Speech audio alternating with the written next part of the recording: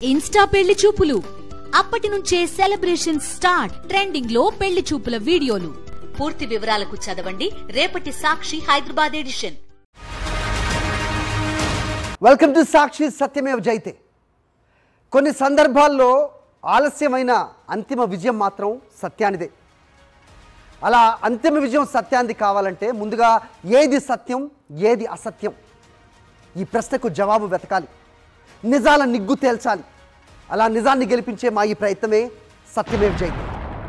75 ప్రశ్నలు, 50,000 మంది ఎన్యూమరేటర్లు, 150 కోట్ల ఖర్చు, 6 నెలల్లో రిపోర్ట్. ఒకే ఒక్క సర్వేతో రాష్ట్రంలో కులాల లెక్క తేల్చేస్తామంటోంది కాంగ్రెస్ ప్రభుత్వం. సామాజిక, ఆర్థిక, విద్యా, ఉపాధి, రాజకీయ, కుల సమాచారాన్ని సమగ్రంగా సేకరిస్తోంది. మరి దీనికి ఒక శాస్త్రీయత ఉందా? ఎంతవరకు పక్కాగా సమాచారం అందుతోంది అన్న సంగతి పక్కన పెడితే ఈ సమగ్ర కుల గణన మొదలైనప్పటి నుంచి రాష్ట్రంలో రాజకీయ రగడ రాజుకుంది. ఇదంతా కేవలం ఓట్ల రాజకీయమే అనేది ఒకరు, హామీల అమలు పక్కదారి పట్టించే డైవర్షన్ పాలిటిక్స్కి తెరలేపారు అన్నది మరొకరు. ఇలా ఎవరి వాదనలు వారివి, ఎవరి లెక్కలు వారివి, ఎవరి రాజకీయాలు వారివి. అసలు ఈ కుల గణన ప్రధాన ఉద్దేశం ఏంటి? సర్వే పూర్తయి రిపోర్ట్ వచ్చిన తర్వాత జరిగేదేంటి? పక్కా వ్యూహంతోనే కాంగ్రెస్ ప్రభుత్వం ఈ కులగణన చేపడుతోందా? ఇన్ని ప్రశ్నల మధ్య ప్రధానంగా వినిపిస్తున్న ఓ 10 ప్రశ్నలు బిగ్ స్క్రీన్ పైన చూసే ప్రయత్నించారు. కులగణన వెనక కథేంటి?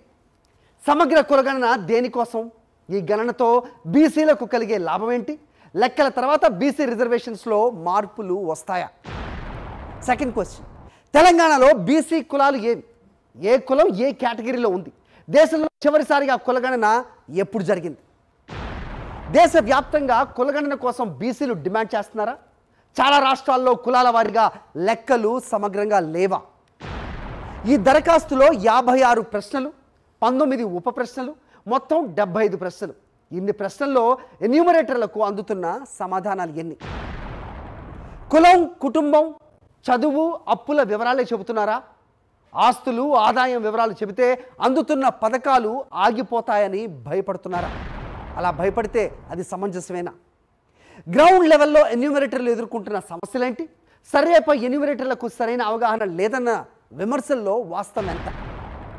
దేశవ్యాప్తంగా కులగణన చేయాలని రాహుల్ గాంధీ డిమాండ్ చేస్తుంటే దీని వెనక ఓబీసీలను చీల్చే కుట్ర జరుగుతుంది అని ప్రధాని మోదీ ఎందుకన్నారు? బీసీల ఓట్ల కోసం కులగణన పేరుతో కాంగ్రెస్ ప్రభుత్వం కొత్త నాటకానికి తెరతీసిందన్న బీఆర్ఎస్ విమర్శల్లో నిజమెంత?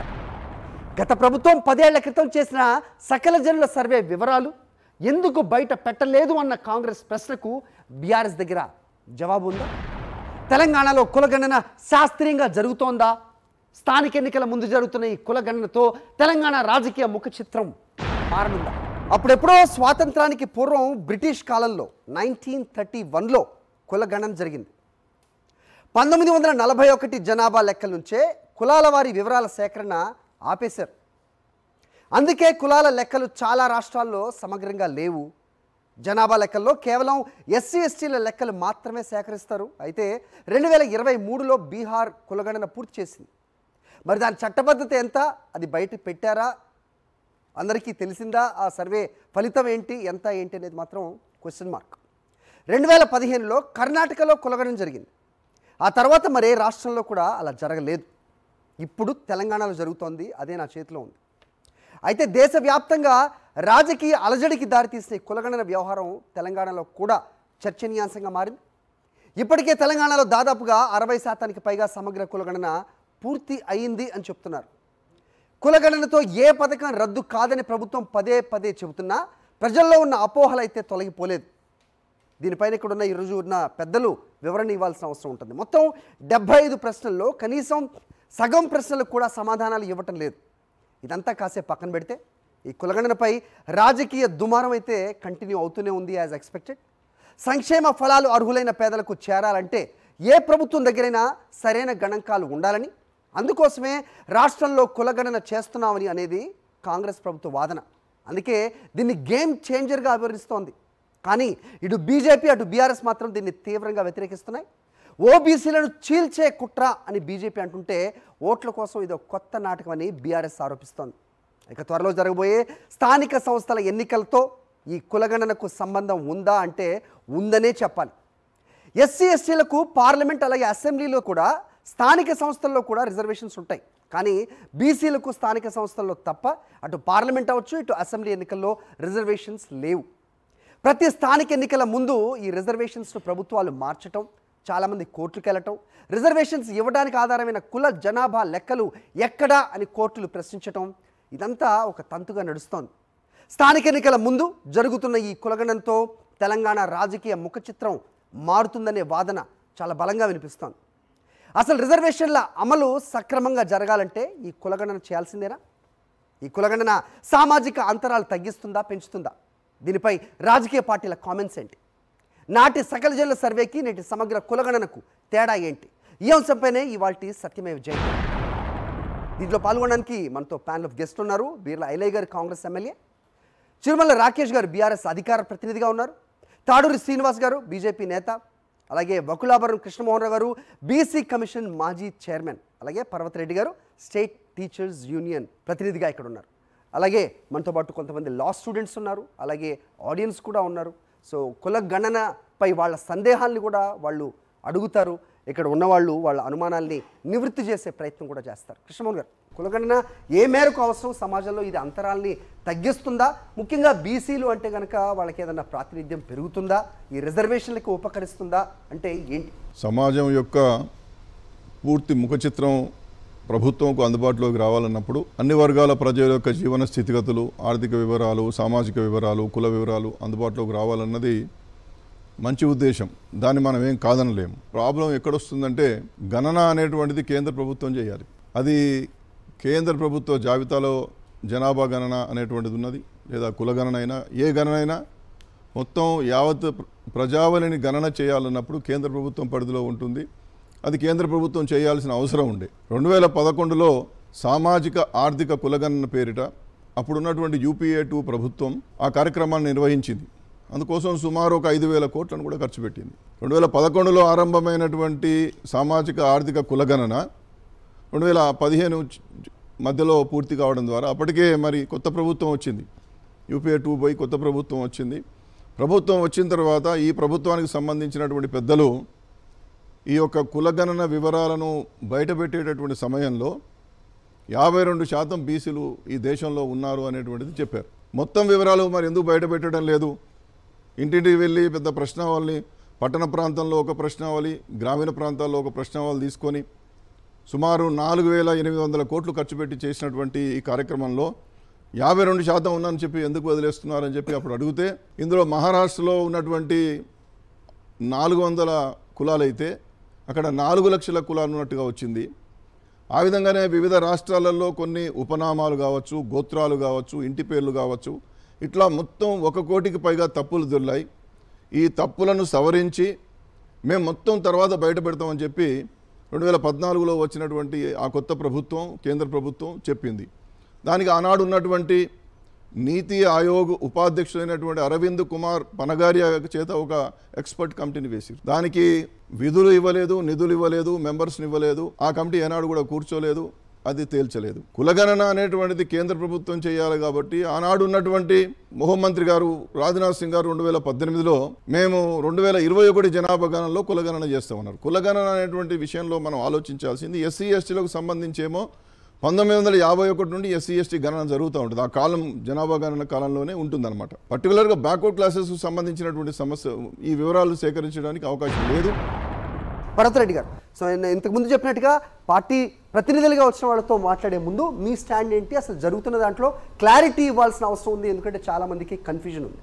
అందుకే ఆ కన్ఫ్యూజన్ తోటే వాళ్ళు అడిగే వివరాలు చాలామంది ఇవ్వట్లేదు, ఇవ్వడానికి ఇష్టపడట్లేదు. కొన్ని అనుమానాలు ఉన్నాయని బాహాటంగానే చెబుతున్న పరిస్థితి కనిపిస్తుంది. What is happening? వాస్తవంగా కులగణన జరిగే ముందు ఉపాధ్యాయ సంఘాలతో గౌరవ బట్టి విక్రమార్క సమావేశం ఏర్పాటు చేయడం జరిగింది. ఆ సమావేశంలో కూడా కేవలం కులగణన కాకుండా విద్య, ఆర్థిక, సామాజిక, రాజకీయ అని 6 అంశాలు ఉన్నాయి. కాబట్టి మీ ఉపాధ్యాయులు అయితేనే ఈ సర్వే సక్రమంగా చేస్తారు కాబట్టి ఆ రకంగా చేయాలని మనం కోరడం జరిగింది. మేము కూడా కులగణనకు, బీసీ కులగణనకు అన్ని సంఘాలు కూడా ఒప్పుకున్నాయి. ఒప్పుకున్న తర్వాత మేము చెప్పింది ఏంటంటే అక్కడ ప్రభుత్వ పాఠశాలలు ఇబ్బంది పడకుండా సర్వే చేయాలని చెప్పడం జరిగింది గౌరవ ఉప ముఖ్యమంత్రి గారికి. యాక్చువల్గా సర్వే ఖచ్చితంగా చేయాల్సిందే, ఎందుకంటే ఏనాడైనా కావాల్సిన అవసరం ఉన్నది. ఎందుకంటే కులగణనలో ఎంతమంది బీసీలు ఏ కులాలను ఖచ్చితంగా చేయాల్సిన అవసరం అయితే ఉన్నది. చేస్తే అవుట్కమ్ తోటి ఏం చేద్దామని అంటే వాళ్ళు సామాజికంగా, ఆర్థికంగా, రాజకీయంగా ఏ రకమైన ఇబ్బందులు ఉన్నా ఎవరెవరు ఏం చేసిన దాన్ని సర్వేలో పొందుపరిచింది కదా సార్. సర్వేలో కూడా ఉంది ఆర్థికంగా ఉన్నారు, తర్వాత రాజకీయంగా ఉన్నారు, రిజర్వేషన్లు పొందిన తర్వాత మీరు ప్రజాప్రతినిధిగా ఎన్ని సంవత్సరాలు ఉన్నారు, ఏమైనా అనుభవించిన టోటల్ సర్వే తీసుకొస్తుంది. దాంట్లో గవర్నమెంట్ కింద ప్రతి ఒక్క విషయం పైన అవగాహన వస్తుంది. ఇంతకుముందు గతంలో చేసిన కానీ ఇంతవరకు చేసినటువంటి సర్వే బయటకు పెట్టలేదు. ఇది పెడతారని చెప్పారా? పెడతారని చెప్పారు అక్కడ. ఐలేగర్, ప్రజల్లో ఉన్న అనుమానాలు నివృత్తి చేయడంలో ఒకంత విఫలమేమన్నా అయ్యారా? సర్వే 60% కూడా పూర్తయిందని చెప్తున్న సందర్భంలో అసలు దీని పూర్తి ఉద్దేశం ఏంటి? ఆ ఉద్దేశం చెప్తే కానీ ప్రజలందరూ కూడా వాలంటరీగా వచ్చి వాళ్ళు చెప్పే అవకాశం ఉంటుంది, కానీ ఈ అనుమానాలతోటి సరిగ్గా ఇన్ఫర్మేషన్ ఇవ్వట్లేదు అనేది బేస్ లెవెల్లోకి వెళ్తే ఎవరికైనా అర్థమవుతుంది కాదంటారు. కులగణన అనేది తెలంగాణలో ఏదైతే ప్రారంభించినామో దేశానికి ఒక రోడ్ మోడల్గా ఈ కులగణన జరగబోతుంది. ముఖ్యంగా పెద్దలు ఒకలాభారం చెప్పినట్టుగా 1931లో జరిగింది కులగణన. అప్పటి నుంచి డాక్టర్ బిఆర్ అంబేద్కర్ ఏదైతే రాజ్యాంగంలో పొందుపరిచినటువంటి అన్ని రకాల విద్యాపరంగా, సామాజిక పరంగా, రాజకీయ పరంగా, ఆర్థిక పరంగా మేమెంతో మాకంత వాటా దక్కాలంటే కులగణన జరగాలి. ఓన్లీ కులగణన అంటే ఎస్టీ, ఎస్సీ, బీసీ, ఓబీసీ, మైనార్టీలు అంటూ తప్ప అందులో ఉపకులాలన్నీ ఇలా తెలంగాణలో సర్వే జరుగుతుంటే 243 ఉపకులాలు దొరికినాయి. అంటే వాళ్ళ constitution wise or supreme court ఏది చెప్పినా కానీ ఎస్సీ ఎస్టీలకి సంబంధించి ప్రపోర్షనేట్ టు అనింది, బీసీలకి సంబంధించి ఓబీసీలకి అడిక్వేట్ టు అనింది. దాన్ని మార్చే అవకాశం ఏదైనా ఉంటుందా?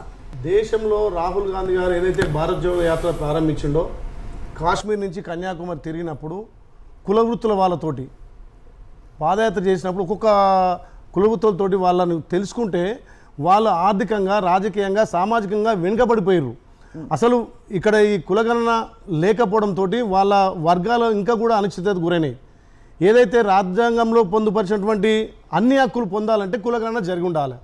ఆ కులగణన జరిగితే తప్ప అన్ని వర్గాలకు ఒక్క రాజకీయంగానో ఒక ఆర్థికంగా కాదు, ఏదైతే రాజ్యాంగబద్ధంగా అందాల్సినటువంటి హక్కులన్నీ ప్రతి పౌరుడికి చెందాలంటే కులగణన ఇంపార్టెంటు. ఇవాళ మీరు తెలంగాణలో చూడండి, ఇప్పటికీ 1,16,53,000 ఆవాసాలు ఉంటే ఇప్పటికి 78% కంప్లీట్ అయింది. అంటే తెలంగాణ ప్రజలు మాకు కులగణన కావాలి, కులగణన అయితేనే మాకు అన్ని విధాలా మాకు వసతులు మాకు రాజ్యాంగబద్ధంగా దక్కాల్సినటువంటి దక్కుతాయి. ఇవాళ ములుగు జిల్లా 100% సక్సెస్ అయింది. రెండవ దశలో జనగామ జిల్లా 99%, ఉమ్మడి నల్గొండ 97%. అంటే ప్రజలలో ఒక చైతన్యం వచ్చింది. బీసీల వాళ్ళ ప్రపోర్షన్ని బట్టి వాళ్ళకి అందే రిజర్వేషన్లు కానీ, వాళ్ళకి ఇస్తున్న పథకాల్లో కానీ ఇవన్నీ మార్పులే ఉన్నా తేదలుచుకున్నారా? అది సాధ్యమేనా అనే ప్రశ్నకు సమాధానం ఉందా? తప్పకుండా. ఇప్పుడు ఆబాది ఉత్ని భాగీదారి అంతేనా సార్? మేమెంతో మాకంతా దానికోసమే కదా ఇప్పుడు స్థానిక సంస్థలు కూడా మేము ఎలక్షన్లు ఆపేసింది. ఇలా ఇక్కడ ఉన్నటువంటి రాష్ట్రంలో మొన్నదాకున్నటువంటి స్థానిక ఎన్నికల ముందు జరుగుతున్న ఈ సర్వేకి అందులో బీసీలకు పెద్దపీట వేయాలని చెప్పి గతంలో ఉన్నటువంటి 44% రిజర్వేషన్ కూడా ఈ టీఆర్ఎస్ ప్రభుత్వం 23%కే కుదించింది. 23% కూడా బీసీలకు రిజర్వేషన్ దక్కలేవు. దానికోసమే బీసీలకు పెద్దపీట వేయాలి, బీసీలకు దక్కాల్సిన రిజర్వేషన్ దక్కాలి. బీసీలలో ఉపకులాలు ఉన్నాయి, అన్ని కులాల వారిగా ఒక రాజకీయంగా, సామాజికంగా, ఆర్థికంగా దక్కాలంటే ఖచ్చితంగా కులగణన జరగాలి. ఈ తెలంగాణలో జరిగే కులగణన దేశానికే రోల్ మోడల్గా జరగబోతుంది. రైట్, దేశానికే ఒక రోల్ మోడల్గా జరగబోతున్న ఈ సర్వేని ఎందుకు సార్ మీరు వ్యతిరేకిస్తున్నారు? ఈ రాష్ట్రంలో నిజంగా కూడా ఓబీసీ సమస్య మీద పడ్డటువంటి కమిషన్లు ఇక దేని మీద పడలేదు. కమిషన్లు వేయడం, కాలయాపన చేయడం, కాటికి పంపడం. ఆ కాటి కాపరు ఎవరండి? కాంగ్రెస్ పార్టీ. జవహర్లాల్ నెహ్రూ నుంచి నేటి మన్మోహన్ వరకు చెప్పమంటే చెప్తాం. 1931 ఏంది, అంతకుముందు అంబేద్కర్ గారు రౌండ్ టేబుల్ సమావేశాలు పెట్టినప్పుడు ఆయన అటెండ్ అవ్వడం ఏంది, కాంగ్రెస్ పార్టీ నుంచి పోకపోవడం ఏంది, ఆ తర్వాత బ్రిటిష్ కాలంలో సర్వే జరగడం ఏంది, తర్వాత చేయకపోవడం ఏంది. అరే మైసూర్ రాజు అండి, రాజుల కాలంలోనే ఒడియారు ఈరోజు రిజర్వేషన్స్ని వారు అమలుపరిచినారు. అదే ఆదర్శంగా తీసుకుంటా ఉన్నాం. అంటే రాజులు చేస్తారు, బ్రిటిష్ కాలంలో జరుగుతాయి. కానీ కాంగ్రెస్ పార్టీ గవర్నమెంట్కి వచ్చినాక, స్వాతంత్రం వచ్చినాక ప్రధానమంత్రి జవహర్లాల్ నెహ్రూ నుంచి ఇంకా ముందుకు పోయి ముఖ్యమంత్రులకు లెటర్లు రాయడం, మనం ఓబీసీని తేనె తుట్టని కదిపియొద్దు అనడం, రాజీవ్ గాంధీ గారు మండల్ కమిషన్ వ్యతిరేకంగా పనిచేయడం. మీరు కూడా 2014 ముందు ఒక రాగం, ఆ తర్వాత ఇంకో రాగం. ఇవాళ సోషలిస్టులే కదా. మండల్ కమిషన్ అప్పుడు ఎవరండి ఇంప్లిమెంట్ చేసింది? విపి సింగ్ గారు. కొంత మేరకు మా భారతీయ జనతా పార్టీ నాయకులు ఆ రోజు జనతాలో ఉన్నారు. ఆ రకమైన ఆలోచన భావంతో ఉన్నప్పటి నుంచే కదా. ఈ రోజు 102 అమెండ్మెంట్ ఎవరు చేసినారండి? కాన్స్టిట్యూషన్ అమెండ్మెంట్ ఎంత గొప్ప విషయం అది. 105 అమెండ్మెంట్ ఎవరు చేసినారు? ఈరోజు రోహిణి కమిషన్ ఎవరు వేసినారు కేటగరైజేషన్ మీద? ఈరోజు ఇవన్నీ నేషనల్ బీసీ కమిషన్కి కాన్స్టిట్యూషనల్ పవర్ ఎవరు ఇచ్చినారండి? ఇవాళ దేశానికే ప్రధానమంత్రి కాగలిగినారు. ఎట్లా కాగలిగినారు? బీజేపీ పార్టీ వల్ల కాగలిగినారు. కాంగ్రెస్లో సాధ్యమా? మీరు చేసిన సమగ్ర సర్వే ఏదైతే ఉందో దాని రిపోర్ట్ ఎక్కడ? ఇప్పుడు కాంగ్రెస్ ని అడిగే ప్రశ్న ఫస్ట్ మిమ్మల్ని అడగాల్సిన పరిస్థితి ఏర్పడింది. రాజకీయాల పార్టీలుగా దుమ్మెత్తిపోసుకోవడానికి కాకుండా ఈరోజు ఒక సాక్షి ద్వారా ఒక మంచి మెసేజ్ అందించడానికి ఒక ప్రోగ్రాం పెట్టుకున్నాం హరి గారు. ఈ ప్రోగ్రాంలో మనం అనేది ఏంటంటే ఈరోజు ఏదైతే సమగ్ర సర్వే అని అంటున్నారో లేకపోతే కులగణన అంటున్నారో social economic education employment political and caste survey అని చెప్పేసి అన్నీ పెట్టేశారు. దీంట్లో అన్ని సర్వేలో పెట్టిన దాంట్లో మీరు అడిగినటువంటి ప్రశ్నకు సమాధానం మీరు చేసినటువంటి సమగ్ర సర్వే ఎక్కడ ఉందంటే శ్రీనివాస్ గారు చెప్పారు ప్రభుత్వం దగ్గర ఉంది, ప్రభుత్వం దాన్ని పెడుతుంది. కానీ ఇప్పుడు కాంగ్రెస్ దగ్గర ఉందా? లేదు. I have to interrupt. ఉందా సార్? బయట పెట్టలే కదా. రైట్. ఇండివిజువల్ ఈ రోజు సీఎం గా రేపు ఇంకొకళ్ళు ఉంటారు. బట్ అది తెలియాల్సిన అవసరం ఉంది కదా. ఇది ఎవరు ఏ పార్టీ వాళ్ళు అధికారంలో వచ్చిన తర్వాత సర్వేలు చేసుకుని ఆ రిపోర్ట్ దాచుకోవడానికి కాదు కదా సర్వే. ప్రభుత్వం దగ్గర మీరు అడిగినటువంటి ప్రశ్నకు సూటిగా సమాధానం చెప్పు. దొంగ తిరుగులో ఇక్కడ ఆర్గ్యుమెంట్ చేసుకోవడానికి రాలేదు. నేను చెప్పేది ఏంటంటే ఆ సర్వే మొత్తం ప్రభుత్వం దగ్గర ఉంది. ఎంబీసీ కార్పొరేషన్ చైర్మన్గా చేసినటువంటి శ్రీనివాస్ గారు మా ప్రభుత్వంలో ఆయనే చెప్పాడు మా దగ్గర ఉంది అని చెప్పాడు ఈ డయాస్ మీదనే. నెంబర్ 1. నెంబర్ 2 ఆ సర్వే ఉంది. నెంబర్ 3 వచ్చేసి నేను ఏం చెప్తున్నానంటే ఈ దేశంలో బీసీ కులగణన కావచ్చు, ఎస్సీ ఎస్టీలు కావచ్చు, ఎస్సీ ఎస్టీల కులగణన జరుగుతుంది. ఓన్లీ బీసీల వరకు వచ్చేసరికి ఈ వైరుధ్యాలన్నీ వస్తున్నాయి. ఇప్పుడు మనం జరుగుతున్నటువంటి చర్చ ఈ సర్వేకు అథెంటికేషన్ ఉందా లేదా? నెంబర్ 1 ఫస్ట్ క్వశ్చన్ అది. Yes. సెకండ్ థింగ్ ఏంటంటే దానివల్ల ఉపయోగం ఏంటి? రైట్. అయితే అథెంటికేషన్ ఉందా లేదా అని చెప్పేసి ప్రశ్నించుకున్నప్పుడు ఈ అథెంటికేషన్ తీసుకురావడం ద్వారా ఏం చేద్దాం అనుకుంటున్నారు? 1. 2 దీన్ని కేంద్ర ప్రభుత్వం గుర్తించదు, సెంట్రల్ గవర్నమెంట్ గుర్తించేస్తారు. ఇది రాష్ట్రం వరకే వాళ్ళ దగ్గర డేటా పెట్టుకోవడానికి పనికొస్తుంది తప్పితే దేని గురించి కూడా ఉపయోగం పడదు. ఇక్కడ వీళ్ళు అడుగుతున్నటువంటి ప్రశ్నలన్నీ కూడా వాళ్ళ ఎకానమీని ప్రశ్నించే విధంగా, వాళ్ళ ఆర్థిక విధానాలను ప్రశ్నించే విధంగా, వాళ్ళ కులాన్ని ప్రశ్నించే విధంగా ఇక్కడ ఉన్నటువంటి ప్రశ్నలు ఉన్నాయి సార్. ఈ ప్రశ్న మాలికలో ఏదైతే ఉన్నదో ఫర్ సపోజ్ సింపుల్ ఎగ్జాంపుల్ తీసుకుందాం. మీరు ఏ రిలీజియన్? ముస్లిం. మీరు ఏ వృత్తి చేస్తున్నారు? ముస్లిం అని ఆయన క్యాస్ట్ చెప్పినప్పుడు వాళ్ళు ముస్లిం ఏంటి ఈ దేశంలో మైనారిటీస్గా పరిగణించబడతారు, క్రిస్టియన్స్ మైనారిటీగా పరిగణించబడతారు. పరిగణించబడిన తర్వాత నువ్వు వృత్తి చేసినప్పుడు ఆ వృత్తి కోటాలో నువ్వు తీసుకొస్తే వాని పరిస్థితి ఏంది? నెంబర్ 1. నెంబర్ 2 వచ్చేసి ఇక్కడ 24, 25, 26 sir detail of traditional occupancy ఏదైతే ఈరోజు కులగణన పత్రం ఉన్నదో దాంట్లో అంటే ట్రెడిషనల్గా నువ్వు ఏం చేస్తావు అనే దాన్ని ప్రశ్నించడం ద్వారా ఏం చేస్తున్నావు? ఆ మైనారిటీస్ని మైనారిటీ కాకుండా చేస్తావేమో అని భయం వాళ్ళలో ఉంది. 1. నెంబర్ 1. నెంబర్ 2 వచ్చేసి ఇక్కడ 34, 35, 36 సార్ నీకు ల్యాండ్ ఎలా వచ్చింది అంటే ల్యాండ్ ఎలా వచ్చిందంటే నువ్వు ఆ ల్యాండ్కు డీటెయిల్స్ ఎందుకు? నీకు ల్యాండ్ ఉన్నదా లేదా? ఉంటే నువ్వు కాలం నెంబర్ ఇక్కడ 31లో నువ్వు ఆల్రెడీ ఇచ్చావు, పట్టదారు పాస్బుక్ ఉందా అని ఇచ్చినావు. ఇచ్చినప్పుడు ప్రభుత్వం దగ్గర డేటా ఉంటుంది. లేకపోతే అక్కడ ఏమని ఇచ్చారు? ఇక్కడ ల్యాండు పట్టా ల్యాండా, అసైన్ ల్యాండా, నెక్స్ట్ వచ్చేసి ఇక్కడ ఫారెస్ట్ ల్యాండ్, ఫారెస్ట్ యాక్ట్. దాని ద్వారా ఏం చేస్తున్నావు? ఆటోమేటిక్గా ఆ రైతు ఎవరైతే అసైన్ ల్యాండ్ తీసుకున్నారు సార్ ఆ భూమి మీదనే ఆధారపడి బతుకున్నారు, లేకపోతే ఫారెస్ట్ ల్యాండ్ వ్యవసాయం చేసుకుంటారు. వాళ్ళకి ఏమైతే భయం? నా భూమి గుంజుకుంటారేమో అని ఒక రైతుకు ఉండే చిన్న భయం సార్. దాని పోగా మళ్ళీ 40 కాలం సార్ 40 అంటే ఒకదాని తర్వాత సమయాలు ఉండదు.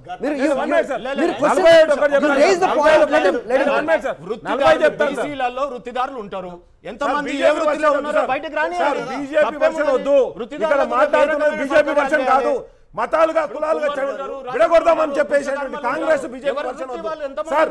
నేను సర్వే గురించి మాట్లాడుతున్నాను, నువ్వు చేపల సర్వేనే మాట్లాడుతున్నాను.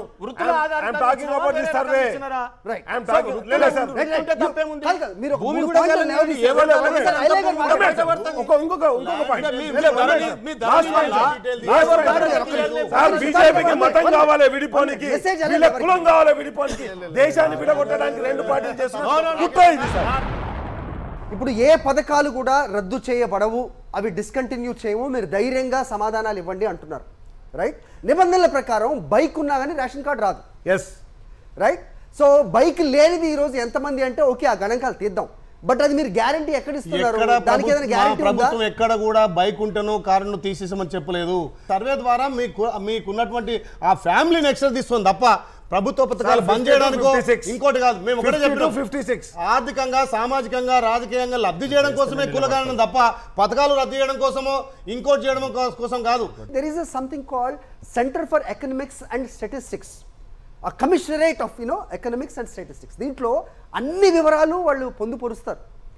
లక్షల కొద్దీ వాళ్ళ జీతాలు ఉంటాయి, అందరివి వందల కొద్దీ వేల కొద్దీ ఎంప్లాయీస్ ఉంటారు. సో వాళ్ళు చేసే పనే ఇది. సెన్సెక్స్ కానీ లేకపోతే ఎవరెవరు ఏమేం చేస్తున్నారు అనేది మొత్తం వాళ్ళ దగ్గర డేటా ఉంటుంది కదా. This comes under central government. మళ్ళీ కొత్త సర్వేల వల్ల ఉపయోగం ఏమిటి అంటే అక్కడ ఉన్న డేటా కరెక్ట్ కాదా, ఒకవేళ కరెక్ట్ కాపోనట్టయితే కనుక ప్రతి సంవత్సరం వాళ్ళకి ఇస్తున్న బడ్జెట్ కానీ జీతాలు కానీ ఇవన్నీ ఎందుకు అనే క్వశ్చన్ కూడా వస్తుంది కదా. దానికి ఏదైనా సమాధానం ఉందా సార్? అవన్నీ కూడా తెల్ల ఏనుగుల్లాగానే ఉన్నాయి సార్. అవి ఏం పని చేయట్లేదు కాబట్టి ఈరోజు ఈ డిమాండ్ వస్తూ ఉంది సార్. రెండోది, ఓబీసీ జనగణన జరగాలన్నప్పుడు ఒక కులగణన అంటే మళ్ళీ కోట్లలో ఇబ్బందులు వస్తాయి కాబట్టి సామాజిక ఆర్థిక కులగణన జరగాల్సిందే. వచ్చే ఎన్యూమిలేటర్స్ ఎవరైతే ఉన్నారో వీళ్ళందరికీ ఏమాత్రం అవగాహన ఉంది కులాల మీద, ఆ సబ్ కాస్ట్ల మీద అవగాహన ఉందా లేదా, నెంబర్ 1. నెంబర్ 2, మనం ఇచ్చే ఏదైతే ఆన్సర్స్ ఉంటాయో వాళ్ళు అడిగిన దానికి సమాధానాలు కానీ వివరణ కానీ ఇచ్చే ముందు వాళ్ళు నోట్ చేసుకుంటుంది పెన్సిల్తో, మేము సైల్ చేయాల్సింది పెన్తో. ఎందుకు? ప్రతిదానికి ఒక కోడ్ ఇచ్చాము, వాళ్ళకు ఇన్స్ట్రక్షన్ ఇచ్చి వాళ్ళ ట్రైనింగ్ ఇచ్చి పెన్సిల్తో రాసింది కెన్ బి ఇరేజ్. సర్వే చేయాల్సిన అవసరం ఏముంది? మరి ఎందుకు పెన్సిల్? ప్రతి పౌరుడికి ఆర్థికంగా సామాజికంగా రాజకీయంగా లబ్ధి జరగాలి, మేమెంతో మాకంత వాటర్ రావాలనే రాహుల్ గాంధీ దాంతో చేస్తున్నాం. మీరు చెప్పండి. ములుగు పార్షియల్గా ఆల్మోస్ట్ ఏజెన్సీ ప్రాంతం ఉంది అది. సో అక్కడ బీసీఐ అనే కులాలు కొంత తక్కువ ఉంటారు ప్రజానికంగా. కానీ రేపొద్దున ఇప్పుడు పాపులేషన్ సెన్సెస్ వచ్చిన తర్వాత బీసీలు తక్కువ ఉంటారు అక్కడ. ఇప్పుడు లాస్ట్లీ కంపారిటివ్గా చూస్తే లాస్ట్ టైం 11 ఆ టైం కంపారిటివ్గా చూస్తే కొంచెం పెరుగుంటుంది సంఖ్య. ఇప్పుడు రేపొద్దున బీసీ వాళ్ళందరూ ఏక్యంగా మాకు ఇక్కడ భూ హక్కులు లేవు, మాకు ఇక్కడ స్థానికంగా యంత్రాంగంలో మాకు స్థానం లేదు అనేసి గిరిజనుల నేతలుగా ఉన్న బీసీలు గిరిజనుల మీద పడే అవకాశం ఉంది కదా. దానికి అంటే భవిష్యత్తులో జరిగే పరిణామానికి మీరు బాధ్యత వహించగలరా? అక్కడ ఎక్కువ గిరిజనులు ఎవరు కాబట్టి 100కి 100 సక్సెస్ చేయగలిగినాం. ఎందుకంటే ఎక్కువ ఒకటే కమ్యూనిటీ ఉంది అక్కడ. ఆ కమ్యూనిటీని ఇంచుమించు అక్కడ ఎన్ని ఆవాసాలు ఉన్నాయంటే ములుగు జిల్లాలో 97,552 నివాసాలకు గాను 98,080 నివాసాలకు 100% సర్వే పూర్తయింది. సార్ ఎమ్మెల్యే సార్ అన్నారు ల్యాండ్ అనేది మేము వాళ్ళ నుంచి ఎందుకు సేకరణ చేస్తున్నాం అంటే ఇష్యూ అంటే అది భూమి వాళ్ళది కొన్న భూమి వాళ్ళ ఫ్యామిలీ నుంచి వచ్చిందా అని అన్నారు. ఓకేనా సార్? కానీ ఆ 75 పట్టిక ఏది ఉందో ఆ భూమిలో ఇవన్నీ అవసరం ఆ క్యాస్ట్ సెన్స్ చేయడానికి. ఇక్కడ సమస్య అనుమానాలకు ఎందుకు దారితీస్తున్నదంటే పారదర్శకత లోపించింది అనేటువంటిది ఒకటి, చట్టబద్ధత ఉందా లేదా అనేటువంటి దాని మీద ఒకటి, ఇంకొకటి సేకరించబడినటువంటి ఈ సమాచారానికి ఉన్నటువంటి గోప్యత భద్రత. రైట్ టు ప్రైవసీ యాక్ట్ అనేటువంటిది ప్రాథమిక హక్కుగా కేఎస్ పుట్టస్వామి జడ్జిమెంట్లో రాజ్యాంగ ధర్మాసనం ఎప్పుడైతే చెప్పిందో మాకు సంబంధించినటువంటి వివరాలన్నీ మీరు సేకరించుకుంటున్నారు, మా అభివృద్ధి కోసం మేము సహకరిస్తాం. కానీ దీని భద్రత సంగతి ఏంటి? 2023లో పర్సనల్ డేటా ప్రొటెక్షన్ యాక్ట్ వచ్చింది. యాక్ట్లో చాలా విషయాలు చెప్పడం జరిగింది. అసలు ప్రశ్నలు అడగడమే తప్పు, అడిగితే దాన్ని ఎట్లా గోప్యతగా ఉంచుతాం అనేటువంటిది చెప్పాలి. కాబట్టి ఈ సేకరించబడినటువంటి డాటాను ఎన్క్రిప్టివ్గా ఉంచగలుగుతారా? రేపొద్దున సంక్షేమ కార్యక్రమాలు ఇస్తారు అనేటువంటిది ఉన్నది. ఎందుకంటే ప్రభుత్వం సంక్షేమ కార్యక్రమాలు ఇవ్వడానికే. ప్రభుత్వానికి దురుద్దేశం ఉంటుందని మనం స్వచ్ఛందంగా ఒప్పుకోవాలి. దురుద్దేశం ఉండదు, ప్రభుత్వానికి సదుద్దేశం ఉంటుంది. కానీ డాటాను గోప్యత ఉంచేటటువంటి విషయంలో ఏ సంస్థకి ఇస్తారు? ఒక ప్రత్యేక కమిషన్ వేసి ఆ కమిషన్ ద్వారా దాన్ని అంతా కూడా అనాలిసిస్ చేసి ఒక చోట గోప్యంగా పెడతారా? దానికి ఉపయోగించేటటువంటి మోడర్న్ టూల్స్ ఏమిటి? ఇవన్నీ కూడా స్పష్టంగా వివిధ సర్క్యులర్స్ రూపంలో బహుళంగా ప్రచారం చేసి గోప్యత విషయంలో 2014లో డేటా సెక్యూరిటీ చాలా ఇంపార్టెంట్. 2019లో మన పక్క రాష్ట్రం ఆంధ్రప్రదేశ్లో ప్రభుత్వాలు తారుమారయ్యాయి. రైట్? సో చంద్రబాబు నాయుడు గారి ప్రభుత్వం ఈ డేటా ఎక్కడ తీసుకున్నారు, అది ఎక్కడ ఉంచారు, అది ఏ రకంగా బయటకు వెళ్ళింది అనేది వాళ్ళు ప్రభుత్వం పోవడానికి అయితే ఒక రీజన్ కూడా అయింది. రాకేష్ గారు మీరు చెప్పండి, మీరు వకలాభరణం గారు అన్నారు ఏ ప్రభుత్వ ఉద్దేశం అయినా మంచిదే ఉంటుంది అని. రైట్? మీరు చేసినప్పుడు సకల జనుల సర్వే ఏదైతే ఉందో ఆ ఉద్దేశం మీరు చెప్పారు ఇంతకుముందు. సో ఎవరెవరికి ఎన్ని పథకాలు ఇవ్వాలి, ఏమేమి అందాల్సిన అవసరం ఉంది అనేది. ఇప్పుడు మాత్రం వాళ్ళు చేస్తున్న దాన్ని తప్పు పడుతున్నారు. సో ప్రభుత్వం నిజంగా వాళ్ళ ఉద్దేశం రాంగ్ అయి ఉంటుందా, దీని వెనకాల రాజకీయమే ఉండాల్సిన అవసరం ఉందా అంటే? సార్ ఫస్ట్ ఆఫ్ ఆల్ సర్వేని ఎవరు కూడా తప్పు పట్టట్లేదు సార్. సర్వేలో ఉన్నటువంటి అంశాల గురించి మనం మాట్లాడుతున్నాం.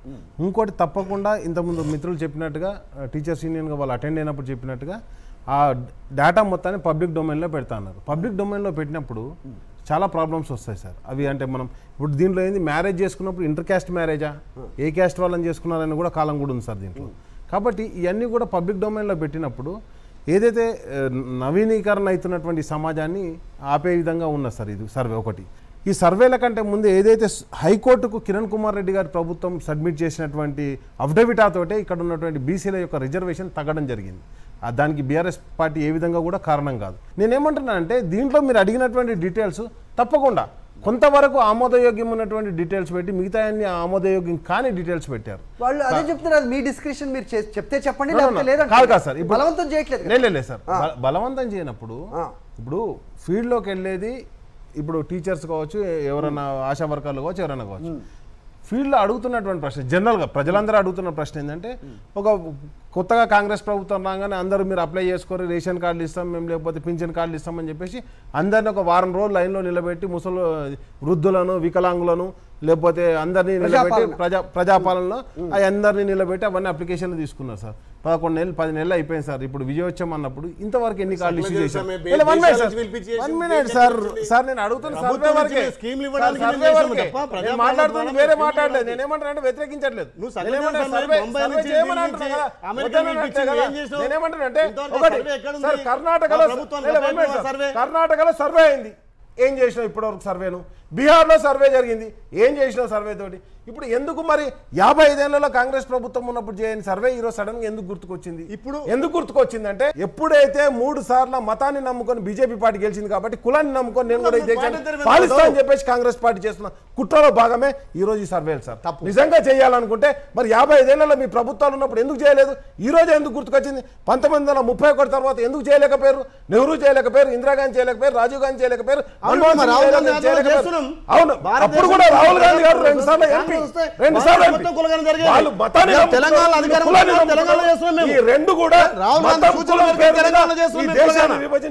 ఒకవేళ కులగణన జరిగితే నిజంగా అట్టడుగు వరకు ఉన్న కులాలకి వాళ్ళ అభ్యున్నతికి పాటుపడే విధంగా ఉండాల్సిన అవసరం ఉంటుంది. దాని మాట ఎవరన్నా ఇస్తున్నారా? ఈ ఫామ్ తీసుకెళ్లి జనాల ముందు పెట్టేటప్పుడు దీనివల్ల మీకు కలిగే ఉపయోగం ఇది అని చెప్తే కదా. మీరేం చెప్తున్నారు? ఇది ఇస్తే మీరు ఫిలప్ చేసేది కొన్ని మీకు అభ్యంతరాలు ఉంటే మీరు చెప్పనక్కర్లేదు అంటారు. దానివల్ల కరెక్ట్ డేటా ఎలా వస్తుంది? ఇప్పటికీ జరిగిన సర్వేలో 178% కంప్లీట్ అయింది. ప్రతి ఒక్కరు సహకరిస్తున్నారు. వీళ్ళు పార్టీల పరంగా కులగణన జరిగితే కాంగ్రెస్ పార్టీకి పేరు వస్తున్న ఉద్దేశంతో, అట్టడుగు వర్గాలకు రాజకీయంగా, ఆర్థికంగా, సామాజికంగా ఫలాలంతైన ఉద్దేశంతో వ్యతిరేకిస్తున్న పార్టీలు తప్ప ప్రతి పౌరుడు కూడా దశాబ్దాల పాటు కులగణన చేయని కాంగ్రెస్ ప్రస్తుతం బీజేపీని ప్రశ్నిస్తోంది. ఓబీసీని కూడా ఇంక్లూడ్ చేయాలి రాబోయే మీరు చేయబోయే జనగణనలో. తెలంగాణ రాష్ట్రంలో జరుగుతున్న కులగణన గురించి మాట్లాడుతున్నాం. సో చాలా అనుమానాలు ఉన్నాయి, వాటిని నివృత్తి చేయాల్సిన అవసరం ఉంది. దీని వెనకాల రాజకీయ ఉద్దేశం ఉందా, లేకపోతే అట్టడుగున్న కులాలకు వాళ్ళ అభ్యున్నతికి పాటుపడే అంశంలో వాళ్ళకి ఏదన్నా ఊతమిచ్చే విధంగా ప్రస్తుతం ఈ సర్వే జరుగుతోందా? దీన్ని సర్వే అనాలా, జనగణన అనాలా? జనగణనలో భాగంగానే కులగణన ఏం జరుగుతోంది అనేది. పర్వతరెడ్డి గారు, ఇంతకుముందు కొంతమంది మాట్లాడుతున్నారు, ఇక్కడ ఉన్న వాళ్ళు ఎన్యూమరేటర్స్ ఎవరైతే ఉన్నారో వాళ్ళు ఎదుర్కొంటున్న ఇబ్బందుల గురించి కూడా జనాలకి తెలియాల్సిన అవసరం ఉంది, ప్రభుత్వ పెద్దలు కూడా తెలియాల్సిన అవసరం ఉంది అని చెప్తున్నారు. What are those? వాస్తవంగా ఎన్యూమరేటర్స్ ఉదయం పూట పెడితే బాగుండేది. వాస్తవంగా సాయంత్రం పూట పెట్టడం వల్ల చాలామంది విలేజ్లో మన వ్యవసాయ పనులకు పోతున్నారు. అయినోడుగా ప్రభుత్వ ఉపాధ్యాయులు ఏం చేస్తున్నారంటే ఉదయం 6-6:30కే పోతున్నారు. సాయంత్రం మధ్యాహ్నం ఆయన పెట్టినోడుక ఉదయం 6:30కి పోయి 9 వరకు కంప్లీట్ చేసుకుంటారు. మీరు ఒక క్వశ్చన్ అడుగుతారు, దాంట్లో సమాధానం చెప్పాలండి. నేను ఇష్టపడను. మీరు ఏదో ఒకటి అక్కడ రాస్తున్నారు, ఒక కోడ్ వేస్తున్నారు 9, 11, 10, 1. ఆ కోడ్ సారాంశం ఏంటో, అది దేన్ని రిఫ్లెక్ట్ చేస్తో మాకు తెలియదు. అంటే మాకు ఇన్ ద సెన్స్ ప్రజల గురించి నేను అడుగుతున్నాను. సో దానికి ఎవరు సమాధానం చెప్తారు? వారిని మేము ఖచ్చితంగా అడుగుతున్నాం. ఖచ్చితంగా మీకు ఇవన్నీ ఉన్నాయి, ఇంట్లో ఉండిన వివరాలన్నీ ప్రతి ఒక్క కాలం, ప్రతి ఒక్క టైం అడుగుతున్నాం. ఒక వ్యక్తిని అడుగుతున్నాం, కుటుంబ యజమాని, మీ ఆధార్ కార్డు నెంబరు, తర్వాత ఫోన్ నెంబరు, మీకున్న ఆస్తుల వివరాలు, ప్రతి ఒక్క దాదాపు 99.9% అడుగుతున్నాం అందరం. అక్కడ పోయి టీచర్లు అడిగినాక వాళ్ళు చెప్పినే రాసుకోవచ్చు. చెప్పకపోతే అప్పుడు మనం ఏం చేయలేము. కొన్ని విషయాలు వస్తాయి, వాళ్ళు పర్సనల్ విషయాలు కొంతమంది దాదాపుగా ఎక్కువ మంది చెప్తారు. కొద్దిమంది చెప్పలేకపోతే సంతకం పెట్టించుకున్నా మీ వివరాలు పెట్టించుకొని మేము తీసుకునడం జరుగుతున్నది. అక్కడ కొంత ఇబ్బందికరమైన పరిస్థితి ఏర్పడుతుంది వాస్తవం. పదే పదే ఎందుకు అడుగుతున్నానంటే వాస్తవం. దీనివల్ల డేటా కరెక్ట్ గా ఎలా వస్తుంది అంటే మేము అక్కడ చెప్పింది ఏంటంటే గతంలో ఉన్నటువంటి అధికారులు ఏం చెప్పినా మేము వాళ్ళకు బాగా అవేర్నెస్ చేసినాము. సర్వే చేయడం వల్ల ఈ రకమైన అవకాశాలు ఉంటాయని చెప్పడం ముందే చెప్పడం జరిగింది కొన్ని విలేజ్ లోపల. అంటే ప్రభుత్వ అధికారులు కానీ ప్రజాప్రతినిధులు కానీ అక్కడ చెప్పారు ఈ సర్వేలో పాల్గొంటే మీ రకమైన బెనిఫిట్స్ ఉంటాయనే ఉద్దేశం కొంత చెప్పడం జరిగింది. ఆ చెప్పినందుకు కొంత మనకి ఈజీగా కనపడుతుంది. ఏం బెనిఫిట్స్ ఉంటాయి సార్? వాళ్ళు రకరకాల స్కీమ్స్ ప్రభుత్వం అధికారులు కాకుండా ప్రజాప్రతినిధులుగా పోయి చెప్పడం జరిగింది. ప్రజాప్రతినిధులుగా ముందే పోయి అవేర్నెస్ ప్రోగ్రామ్ పెట్టడం జరిగింది. యజమాని కానీ ఎవరైనా ఆ అడిగిన క్వశ్చన్లకు చెప్పకపోతే అక్కడ ఏ రకంగా మార్క్ ఇవ్వబడదు, ఏ రకంగా అక్కడ మనం చేయలేము. నేను ఒక స్వయంగా 20 గ్రామాలు పోయినా 180% అందరు 90% చెప్తున్నారు. ఎవరన్నా వాళ్ళ ల్యాండ్ విషయాలు కానీ వాళ్ళ పర్సనల్ విషయం చెప్పకపోతే మాత్రం అక్కడ ఎంటీగా ఇచ్చి పెడుతున్నాం. వాళ్ళ ఇంటికి పోతే మేము మొత్తమే సర్వే చేయమంటే కూడా వాళ్ళతోటి ఎంటీ పేపర్ సంతకం తీసుకోవడం తప్ప ఏదో అక్కడ ఉన్న ఇన్వేటర్లో ఏదో అంకెలేసి కానీ వాళ్ళ తప్పు రికార్డు ఎక్కడ జరగట్లేదు. ఇది ముమ్మాటికి తప్పు. పర్పస్ ఎలా సర్వ్ అవుతుంది అంటే 99% చెప్తున్నారు. ఎవరన్నా కొన్ని విషయాలు గోప్యంగా ఉంచాలని వాళ్ళ ఆధార్ కార్డు కానీ లేకపోతే వాళ్ళ ల్యాండ్ సంబంధించి కానీ వాళ్ళ బ్యాంక్ డీటెయిల్స్ వాళ్ళు చెప్తేనే స్పష్టంగా చెప్తేనే అక్కడ దాన్ని మార్క్ వేయాల్సి వస్తుంది, దాన్ని కోడ్ రాయాల్సి వస్తుంది తప్ప ఎక్కడ కూడా పోయినటువంటి అధికారులు ఎక్కడ కూడా ఒక తప్పుగా మార్క్ వేయరు. అసలు ఎంటీగా ఇచ్చిపెడుతుంది తప్ప ఎంటీ పేపర్ మీద సంతకం అని తీసుకోవచ్చు తప్ప ఎక్కడ కూడా వాళ్ళు వేయట్లేదు. మరి ఇంత ఈజీగా అవుతుంది కదా సార్? మీరు ఎందుకు అసలు అసాధ్యం అంటున్నారు? బీజేపీ ఐడియాలజీ ప్రకారంగానే కులగణన అనేది సాధ్యం కాదనేది ఎందుకు అంటున్నారు? ఎందుకు వ్యతిరేకిస్తున్నారు? కులగణన సాధ్యం కాదని మేము ఎప్పుడు చెప్పినాం? కులగణన మీద చేస్తారైతే తప్పకుండా సార్. ఓబీసీని కూడా ఇంక్లూడ్ చేయబోతున్నారా? జయరాం రమేష్ గారు అడిగినట్టు డెఫినెట్ గా చేస్తాం. ఎందుకు చేస్తాం చెప్తాం కదా, చేస్తారు. రాష్ట్రాలకు అన్నిటికీ చేయమని ఇచ్చారు కదా, ఎన్ని బీజేపీ రాష్ట్రాలలో మీరు చేశారు సార్? బీహార్లో చేశారు. బీహార్లో సుప్రీంకోర్టు దాన్ని దాచిపెట్టండి ఎందుకంటే ఇది ప్రాపర్గా జరగలేదు అని ఆపింది సార్. ఇక్కడ జరిగేది హైకోర్టు ఆర్డర్ ప్రకారం జరుగుతుంది.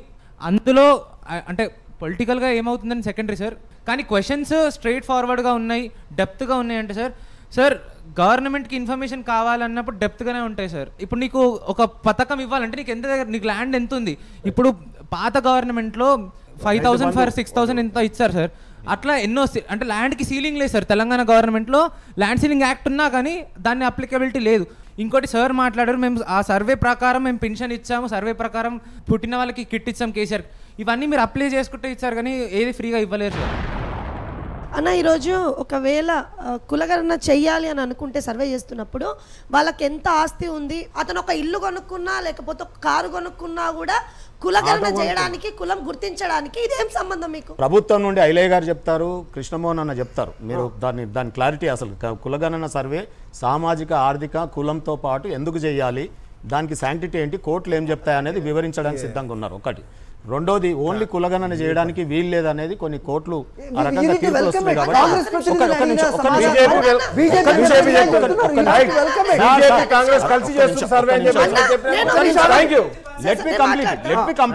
మీరు ఒక ఎంపీసీ చైర్మన్ గా ఉన్నప్పుడు ఒకసారి మీతో మాట్లాడాను. మీతో ఏం మాట్లాడంటే అన్న 5,70,000 మందికి మీరు సబ్సిడీ లోన్స్ ఇస్తా అన్నారు, మరి ఎందుకు ఇవ్వలేదని అడిగినప్పుడు కేసీఆర్ గారు చెప్పినప్పుడు ఎప్పుడైనా నా దగ్గరకు వచ్చిరని మీరు ప్రశ్నించినాను ఆ రోజు.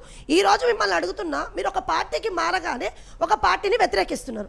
ఇప్పుడు కాంగ్రెస్ పార్టీ వాళ్ళని అడిగిన ప్రశ్నకి మీరు జవాబు చెప్తున్నారు. మీరు కాదు కదన్న చెప్పాల్సి, మిమ్మల్ని అడగాల్సిన ప్రశ్న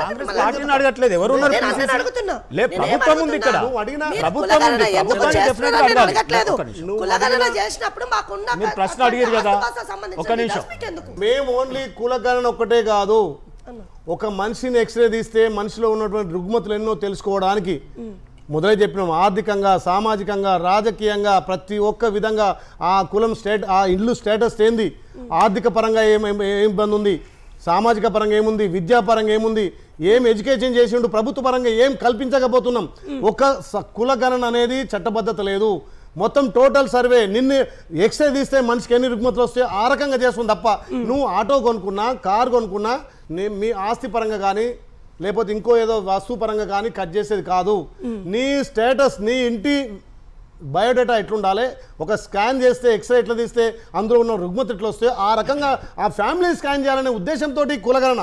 ఓన్లీ కులగణన ఒక కమ్యూనిటీ కాదు, ఆర్థికంగా, సామాజికంగా, రాజకీయంగా అందులో చదువుకున్న విద్యార్థి ఎంతమంది, ఉపాధి ఉందా లేదా, ఎడ్యుకేషన్ చేసి నిరుద్యోగం ఉందా, ఏ రకంగా ఉపాధి కల్పించవచ్చు, ఏ రకంగా జాబులు కల్పించవచ్చు, ఆ రకంగా చేసేది కులగణన తప్ప ఓన్లీ కులగణన అనేది మీరు కులాన్ని పరిగణన తీసుకోవద్దు. చెల్లె నేను ఏమంటున్నా, టోటల్ స్కానింగ్, టోటల్ ఎక్స్రే. తమ్ముడు వెళ్ళాక చెప్పిండు, ఇలా 100 ఎకరాలు ఉంది, నాకే రైతు బంధు వస్తుంది, నాకు అవసరమా? అదే స్కానింగ్ చేసామనుకో నాకు 100 ఎకరాలు ఉంది కట్ చేసి 5 ఎకరాలకి ఇవ్వాలా 10 ఎకరాలకి ఇవ్వాలా పేదోడికి ప్రభుత్వ ఫలాలు అందాలనే ఉద్దేశంతో ఇలా కుటుంబాన్ని స్కాన్ చేస్తున్నామమ్మా. ఇక్కడ నీకు ఆటో కొనుక్కున్నా కారు కొనుక్కున్నా ఫలాలు ఇది కరెక్ట్. ఇప్పుడు ఒక సామాన్యుడి దగ్గరికి వెళ్ళి 75 ప్రశ్నలు అంటే ఒక్క ప్రశ్నకు జవాబు చెప్పడానికి చాలా వరకు ముందుకు రావట్లేదు. ఎందుకు రావట్లేదంటే ఎప్పుడో ఒకవేళ మేము మాకు సంబంధించిన ఏదన్నా వీళ్ళకి చెప్తే కనుక మా ఆస్తులు దోచుకుంటారేమో, మాకున్నటువంటి భూములు వాళ్ళు స్వాధీనం చేసుకుంటారేమో అన్న ఉద్దేశంతోనే పేద ప్రజలు భయపడుతున్నారు. ఇప్పుడు అన్ని పార్టీలను నేను ప్రశ్నిస్తున్నా, మీరు ఓటు వేసేటప్పుడు 18 సంవత్సరాలు ఉన్నటువంటి వ్యక్తులు ఎవరైనా ఓటు వేయొచ్చు అన్నారు. మరి ఓటు వేసే ముందు మీకు ఇవన్నీ ఉన్నాయి అన్నప్పుడు ఎందుకైనా ప్రశ్నించలేదు? మీకు ఓటు వేయడానికి అయితే మాకు ఎలాంటి ఉన్న అవసరం లేదు, కానీ మీరు ఏమన్నా పథకాలు మాకు ఇవ్వాలంటే మాత్రం ఇవన్నీ ఆప్షన్స్ పెట్టారు. మీరు ఓటేసారు కాబట్టి అధికారంలోకి వచ్చాం కాబట్టి మీకు అన్ని వసతులు కల్పించాలి, మీ కుటుంబ స్థితిగతులు తెలుసుకోవాలనే ఉద్దేశంతో కులగణన చేస్తున్నారు. మమ్మల్ని నమ్మి, మా పార్టీని నమ్మి, మా రాహుల్ గాంధీ సిద్ధాంతాలు నమ్మి ఈ తెలంగాణలో అధికారం కట్టబెట్టారు కాబట్టి ప్రతి పేదోడికి ఏ రకంగా ప్రభుత్వం నుంచి ఫలాలు అందాలి, చదువుకునే నిరుద్యోగి ఏ రకంగా ఉద్యోగం జరగాలి, ఏ రకంగా ప్రభుత్వ ఫలాలు అందాలి, రాజకీయంగా కూడా మీకు రిజర్వేషన్లు కలగాలి, మేమెంతో మాకంత వాటర్ రావాలి. ఈ కులగణన అనేది 99% తెలంగాణ ప్రజలు యాక్సెప్ట్ చేస్తున్నారు. ఇప్పుడు 78% సక్సెస్ అయిపోయింది. ఈ రోజు వరకు 78%. రాజకీయ పరంగా కూడా రిజర్వేషన్లు అన్నారు కదా, ఏమైంది సార్? ఉదయపూర్ డిక్లరేషన్ ఏమైంది sir? Udaipur declaration party Congress ఇది రాజ్యాంగబద్ధంగా చట్టబద్ధంగా కల్పించాలి. పార్లమెంట్ కాన్స్టిట్యున్సీకి 2 బీసీలకు ఇస్తామని చెప్పారు. జరిగిన తెలంగాణ ఎన్నికల్లో ఎంతమందికి ఇచ్చారు? నాకు బీసీ బిడ్డ ఇచ్చారు కదా, నాకు ఇచ్చారు కదా, బీసీ నాకు ఒక ఎమ్మెల్యే ఇచ్చారు, ప్రభుత్వం ఇప్పించారు, మెంబర్ ఇచ్చారు. పార్లమెంటరీ ఉంటే 34 రావాలి, ఎన్ని ఇచ్చారు? రాజ్యాంగంలో పొందుపరిచిన సూటి ప్రశ్న. నిన్న ముఖ్యమంత్రి గారు మాట్లాడుతూ బహిరంగ సభలో మన పార్టీ కార్యకర్తలను మనం కాపాడుకోవాలి, వాళ్ళకు మాత్రమే మన పథకాలని ఫస్ట్ అందియాలని చెప్పేసి ముఖ్యమంత్రి మీకు చూపిస్తారు. రికార్డే చూపిస్తారు. 1 మినిట్ సార్, నన్ను మాట్లాడివ్వండి సార్. ముఖ్యమంత్రి గారు అధికారికంగా ప్రకటించారు. ఇప్పుడు 45A 45Bలో నువ్వు ఏ పార్టీకి సంబంధించినవు అని చెప్పేసి క్వశ్చన్ కూడా ఉంది సార్ దీంట్లో. అంటే వేరే పార్టీ వాళ్ళకి ఎవరికి కూడా వాళ్ళకేం బెనిఫిట్స్ ఇవ్వరా? పార్టీతో ఏం సంబంధం?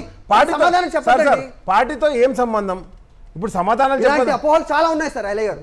ఇంకో విషయం ఇంకోటి చెప్తాను, దాంట్లో లేని అంశం కూడా ప్రస్తావిస్తున్నారు చాలా మంది ప్రజలు. అది నిజం అనుకుంటున్నారు. ఏ దేవాలయాలకి మీరు వెళ్తారు, ఎగ్జాక్ట్లీ ఎవరితో కూడా వెళ్తారు, ఇలాంటి ప్రశ్నలు కూడా ఎన్యూమరేటర్స్ అడుగుతున్న సందర్భాలు కూడా ఉన్నాయి. వాటికి దీనికి ఏంటి సంబంధం అనే ప్రశ్నలు కూడా వస్తున్నాయి. రాజకీయ నాయకులు మేధావులు అందరు కలిసి ఒక 75 క్వశ్చన్లు వేసారు. ఆ 75 క్వశ్చన్లో వాళ్ళకి ఇష్టం ఉంటే చెప్తే చెప్పు మనం తప్ప పర్టికులర్ మాత్రం చెప్పలేదు ఎక్కడ కూడా. సార్ మాది కొమరంభీం ఆసిఫాబాద్ డిస్టిక్. మా డిస్టిక్లో 50% మాకు ఉండేది పోడు భూములు.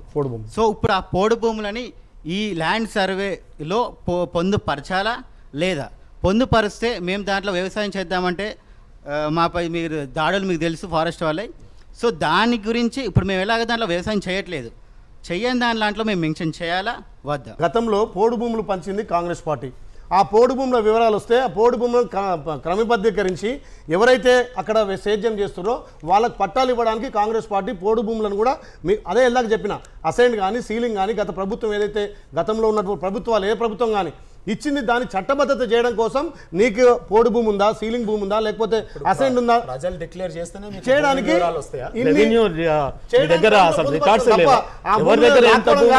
పోడు భూముల విషయంలో కాంగ్రెస్ పార్టీ క్రమబద్ధీకరించడానికి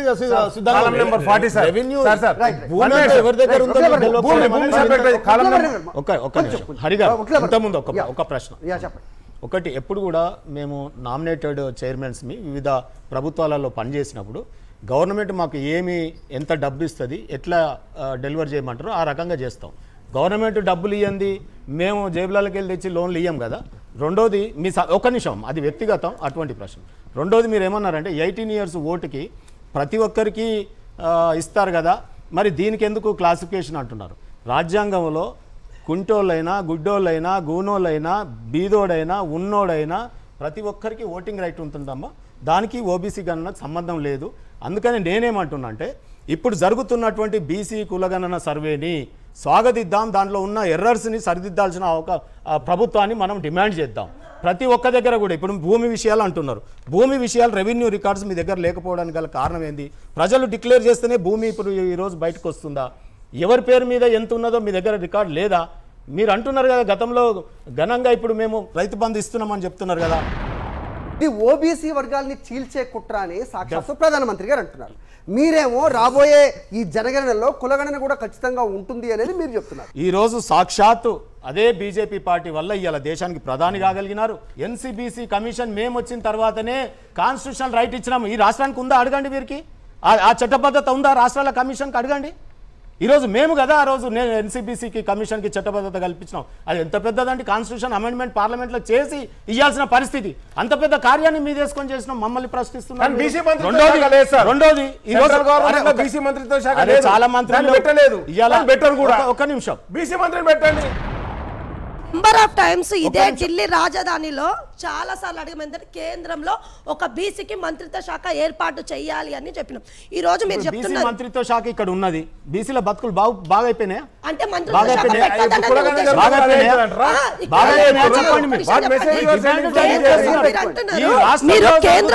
ఓబీసీ కులగణన గురించి మాట్లాడదాం.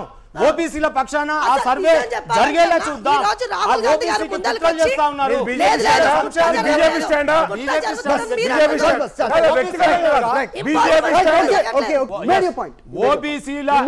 ఓబీసీల కులగణన తేలాల్సిందే, అది రాష్ట్రాలలో తేలాలి, ఈ దేశంలో తేలాలి.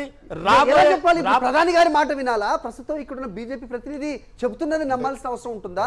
ప్రజల్లో ఉన్న కన్ఫ్యూజన్ తీద్దాం సార్. ఇక్కడ ఎవరు ఏంటి అనేది పక్కన పెట్టి, ఇప్పుడు తాడూరు శ్రీనివాస్ గారు చాలా కమిటెడ్ బీసీ, ఆయన వ్యక్తిగతంగా చెప్తున్నారు. దీని మీద రాజ్నాథ్ సింగ్ గారు 2018లో కులగణన చేస్తామని చెప్పి రిజిస్టర్ జనరల్ ఆఫీస్లో కూర్చొని రోజంతా కూర్చొని దానికి ఆఖరికి ఏం చేసినారు, 2011 లెక్కలు పెద్దగా పనికొచ్చేట్టు లేవు, మేము 2021లో చేయబోతున్నామని అన్నారు.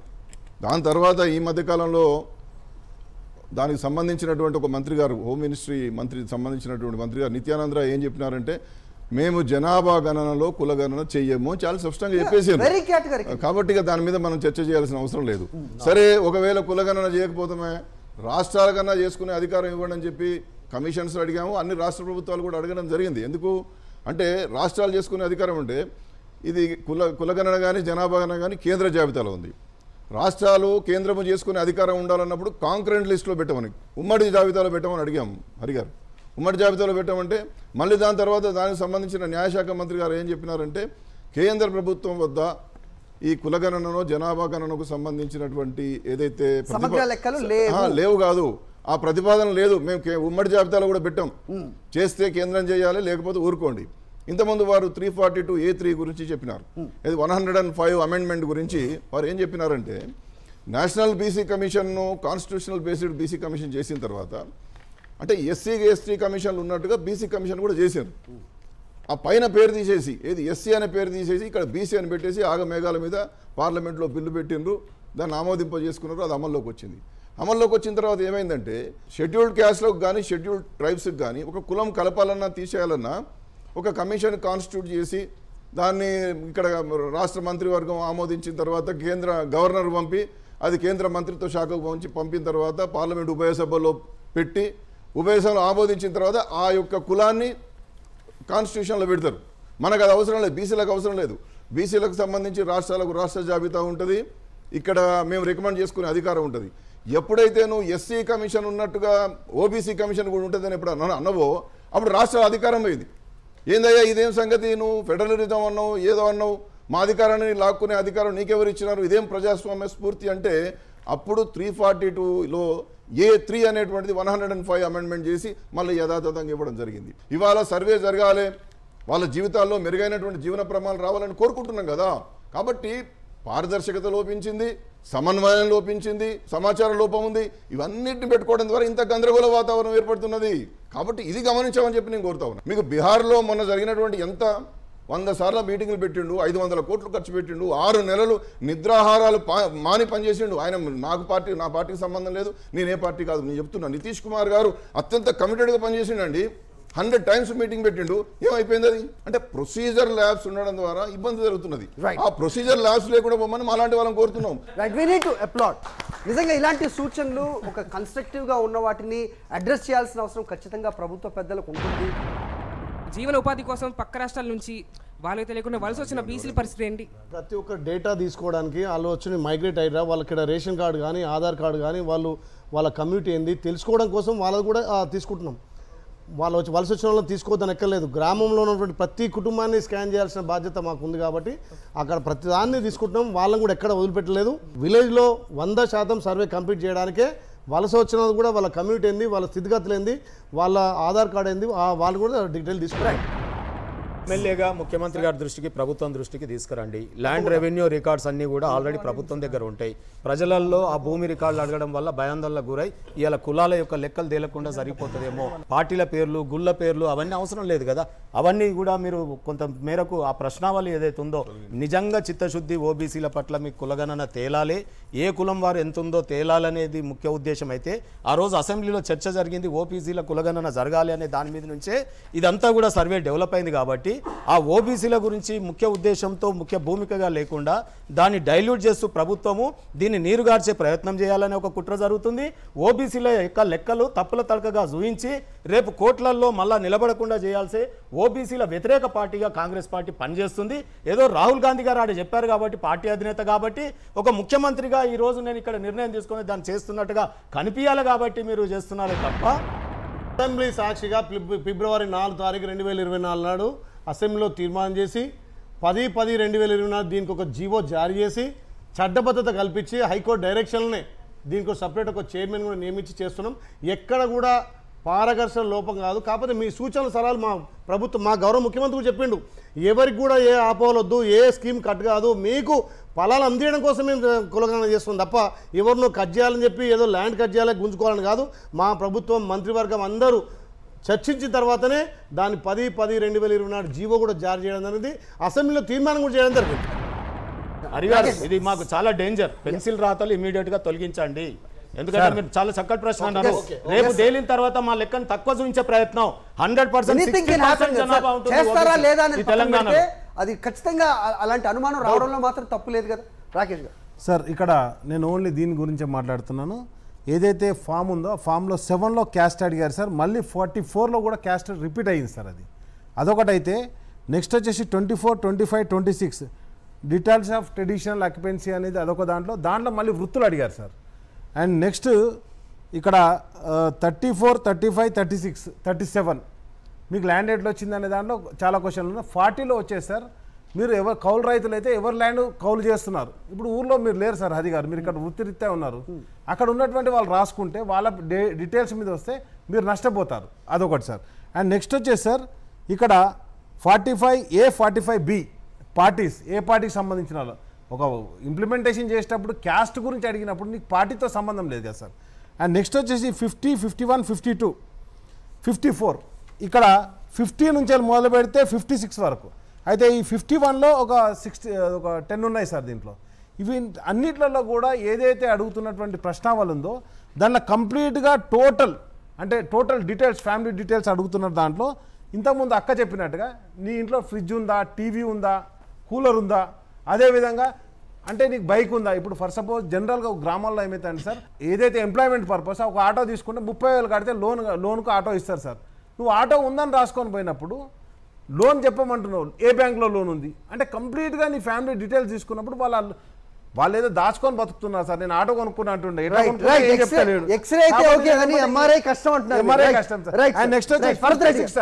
ఎంతమంది ఇక్కడ చెప్పినా రాజకీయ నాయకులు పెద్దలు చెప్పినప్పుడు లాస్ట్ చేసేది ఉపాధ్యాయులు, ఉద్యోగులే. కాబట్టి గౌరవ ఉప ముఖ్యమంత్రి గారు ఏం చేస్తే హానోరియం ఇస్తాం ఉపాధ్యాయులకు, ఉద్యోగులకు అని చెప్పడం జరిగింది. కానీ ఇంతవరకు జీవో తీసుకురావడం లేదు.